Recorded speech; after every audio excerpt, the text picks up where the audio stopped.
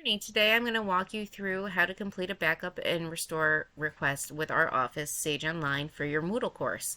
So I'm on the form that you'll need in order to make the request, and you'll see that we do ask for 48 hours per request for completion, and it's already captured my email, and I'm just going to click that it's okay to use that email, and then I'm going to put in my name, and then I'm going to read this information here and agree to the term.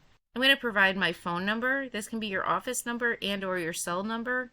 And then I'm going to put in the course that I want to back up. So if I taught this course previously and I want it from, say, spring 2025, I'm going to say ABC 201 dash whatever the section is, which is very important because we have multiple teachers that teach the same course, just different sections.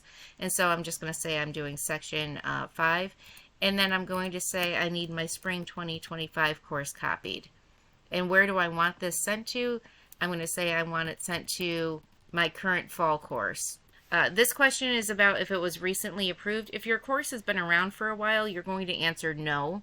If this is a brand new course in a new program, you're going to answer yes.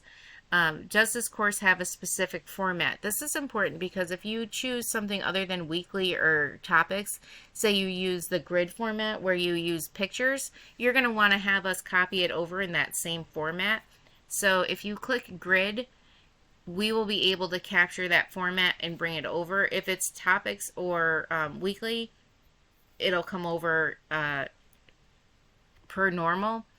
Or if it's collapsed topics, that's now actually part of one of both of these. So you can either choose topics format, grid format, or weekly format.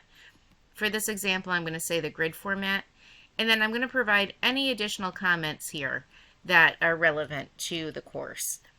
Now, if it's a brand new course or it's a course that you've never taught before and you would like the development course brought over, it's very important that you put the course numbers, letters, as well as the word development. So in this case, I'm going to do ABA 201. There's no section, but I want the development course brought over. And then when I'm all done, I'm going to click submit. And then I will generate the form to be sent to our office. It'll be processed in the order it's received, typically within 48 hours.